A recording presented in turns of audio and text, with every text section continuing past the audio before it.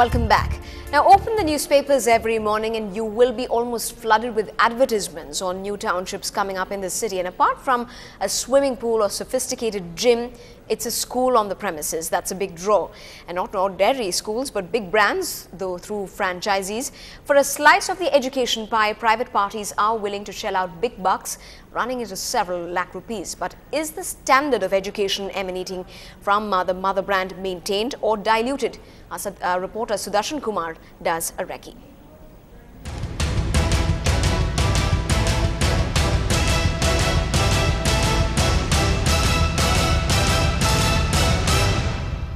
Think outsourcing, think IT, or perhaps the automobile industry.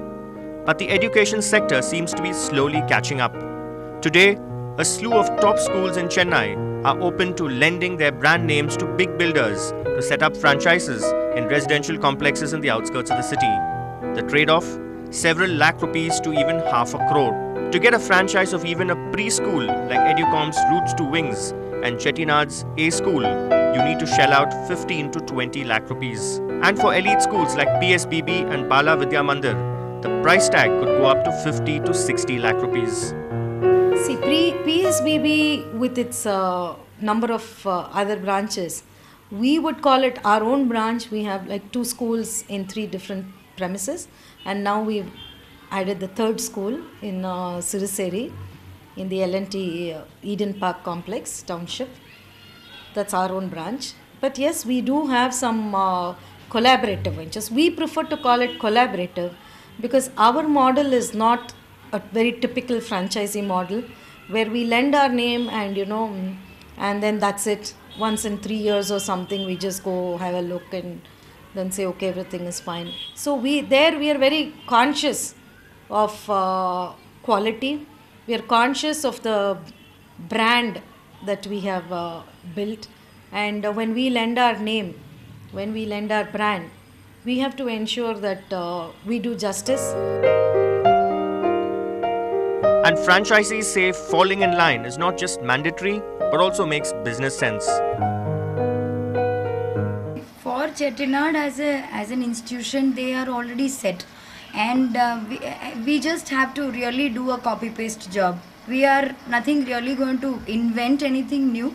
And they're very clear what what needs to be done in every phase. Every phase we have franchisee heads are called, and personally Mr. Annamalai and the whole team explains us what we should be doing, how we should be doing, what are the pros and cons.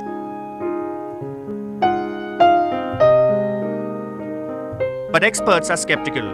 They say it's just business that tops the priority chart of schools and franchisees. Every year, the franchisee needs to pay 30% of its profit to the mother school.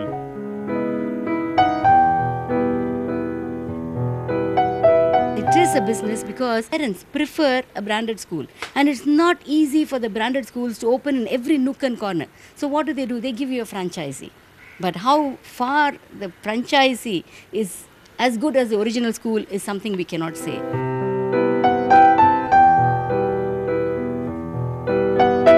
Parents feel infrastructure matters as much as the brand name. If you can get both close to your doorstep, it's a win-win for everyone.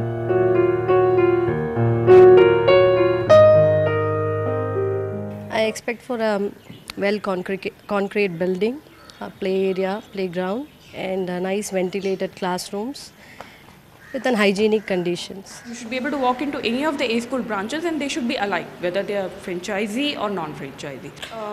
Infrastructure and co-curricular activities have as much weightage as academics. Construction Goliaths in Chennai have been quick to sense the mood of parents. Just look at the number of big builders who are cashing in on the new trend. Uniworld City Unitech, Nalambakam Delhi Public School, DLF on OMR PSBB Millennium, L&T Estanica Township Manambakam Vidya Mandir School, L&T Eden Park Siruseri PSBB, Bolineni Hillside OMR Bala Vidya Mandir, TVH Oranya Bay OMR Bay Care School, Hiranandani Palace Gardens Triveni Nagar, Hiranandani Foundation School, Mahindra World City Chengalpet Mahindra World School, Marg Swarnabhumi ECR Bala Vidya Mandir Global, ETA Tech City Star Property Sri Periputtur, Ryan's International, Hiranandani Upscale Igatur, OMR, Hiranandani Foundation School, and ETA Star Wing Haven Gardens, OMR, Head Start International. On an average, a top school in the city receives up to 10 applications for franchises almost every month, an indicator of the growing business opportunities in the outsourced education arena. With Sudarshan Kumar in Chennai, Sanjay Pinto, NDTV Hindu. Moving on, a routine shopping trip could have gone horribly wrong for a 7-year-old schoolgirl in Chennai. A high-tension wire exposed most negligently by the Tamil Nadu Electricity Board ran across a departmental store in Kamdanjavli. The little girl accidentally touched it and could have got electrocuted had her parents not saved her immediately. After a journalist texted the TNEB chairman last night, the death trap has been attended to. 7-year-old Cheryl experienced a literally shocking trip to this fancy store on Tuesday evening. And no, it was not because of a scary lizard, but this exposed wire. A single touch and she was hit with the current running through her nimble fingertips. So there was a wire. I thought I just could touch it. So I touched it. I got shocked. Then I thought I was rolling down and falling. To their shock, they realized that it was actually a high-tension line with absolutely no insulation placed at just arm's length. Literally a miracle that Cheryl escaped. She showed me that post, electricity post. I'm very shocked. That was fully, it's not, it's very, what I say, it's not insulator. It's open wire.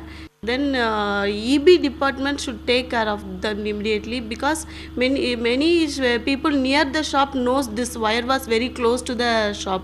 But we don't know, we are new to the shop. As her visibly shaken parents posted this incident on a social networking site, responses of shock and anger poured in. The State Electricity Board, responsible for maintenance and inspection of high-voltage power lines, was clearly the villain of this piece. The family is now exploring legal options to make sure such incidents are not repeated. But after so many electrocution accidents, the ground situation does not seem to have changed.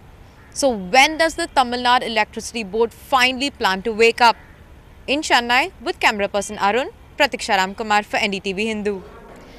Now, the spirit of entrepreneurship of Chennai was out in full colour this evening, and it wasn't the Murugappas or the Sundarams making Chennai proud, but unknown entities representing the rags to riches story. 3 Indian entrepreneurs with financial backing of barely ₹1 lakh and educational qualifications of nothing more than Class 12 exams are en route to London for possibly winning the prestigious YBI Entrepreneur of the Year 2011 in London.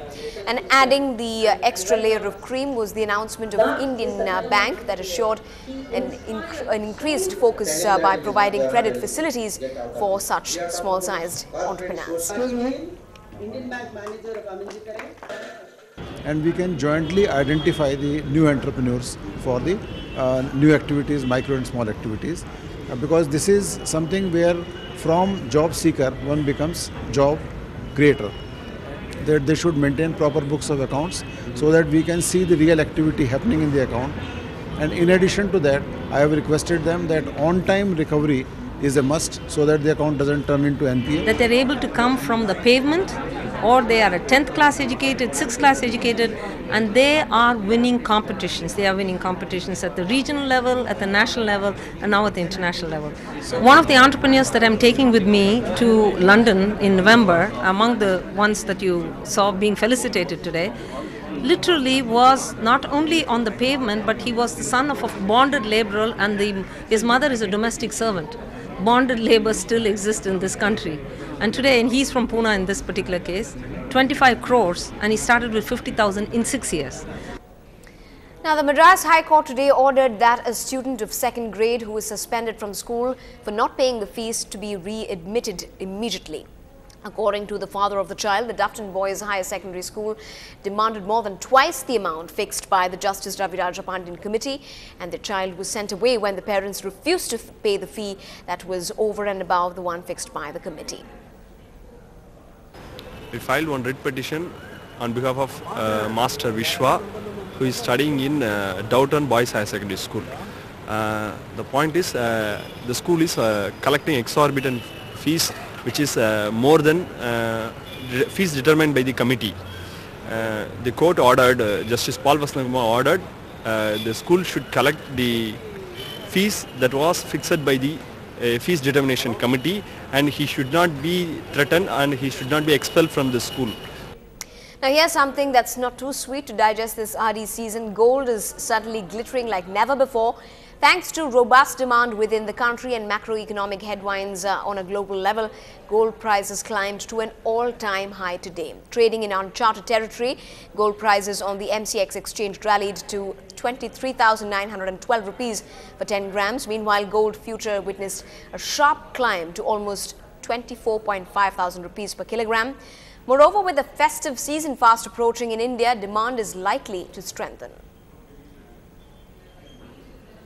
And here's how Chennai reacted to that sharp jump in prices of gold. The gold prices are really getting unpredictable. Suppose we plan to buy something within few days, and you expect the rate to go extremely high. And again, you'll have to postpone your purchase for another day. And that day, I don't know when it comes. So it's really becoming, purchasing gold is like once in a blue moon, or the day is not actually coming. We do not know when we have to buy because of the soaring prices. Yeah, so I think in terms of investment, right, the current debt deal that is going on between US, right, I have been investing on equities, but I feel that gold prices would be going much higher. So I would like to invest more on gold rather than on equity or any kind of debt instruments. Yeah, when you say it's all-time high, there is no graph saying it is not going to go higher anymore. So we are still going to buy jewelries now, thinking that the same reason, thinking that it is going to be higher than this rate in coming days. Not sure. If there is a religious occasion, I guess I need to buy gold. So if it's it would matter, but instead of buying a lot more gold, I'll just buy a little amount. Up ahead on the bulletin, once a dungeon, now a journalist's adda. Don't look too far, it's all at the Secretariat. More when we come back.